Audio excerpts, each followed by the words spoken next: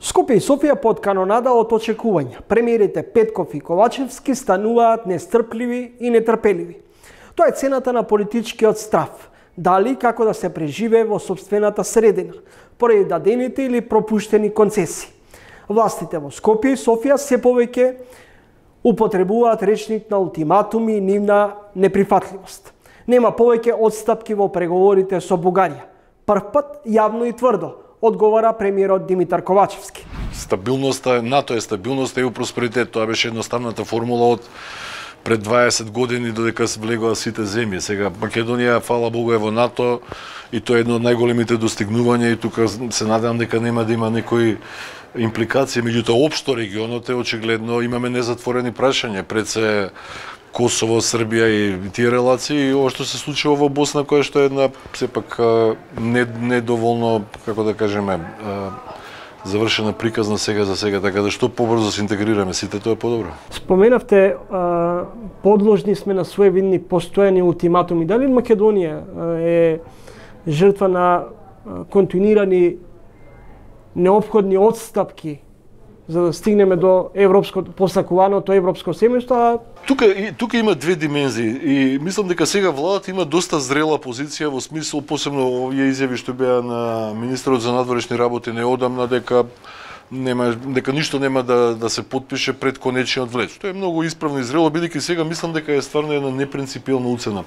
Кај Грција и проблемот со тоа вето имавме проблем што тоа беше меѓународен безбедносен проблем. Ние имавме резолуција на Обединетите нации, па се беше всушност во тој контекст на Обединетите нации. Овде немаме буквално никакво меѓународно инволвирање освен членството на Бугарија во Европската унија и колку што гледам и земјите членки на Европска унија нешто не се многу срекни со таа приказна, меѓутоа од друга страна па ништо не проба да го тргнат тоа вето, така да. Професор Бојаджиев и бизнисменот Мизо за економската ситуација, за финансиските менеджирања, за иницијативата околу Отворен Балкан. Па добро, јас тоа го говорам долго време, значи пред година или година и пол имав некоја изјава дека ќе мораме да правиме аранжман со ММФ. Еве за жал дојде на моето. Не знам, искрено не знам дали за жал или за среќа.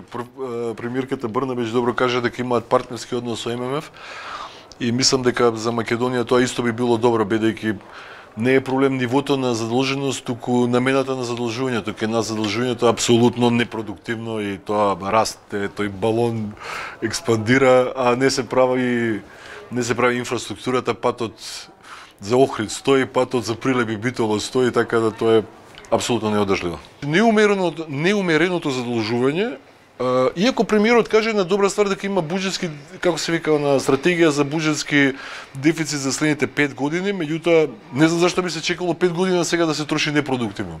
Сега ја не сум политичар, може тоа слободно да го кажам, али не гледам баш нешто дека функционално се прави со нивото на задолжување. Смета дека е неодржливо перманентно задолжување? Апсолутно. Има дилема дали кредитен аранжман со ММФ или евробрзница. Разлика во класа. Аранжман со ММФ апсолутен приоритет. Од причина што стварно е, како се вели, поддршка за некои здрави политики што постојат сега, меѓутоа од друга страна ММФ ви прави контрола. Евроврзницата е слободно задолжување. Да бидам искрени, Груевски кога сакаше да троши неограничено, го прекина аранжманот со ММФ, така да тука нема дилема. Господин Мизо, како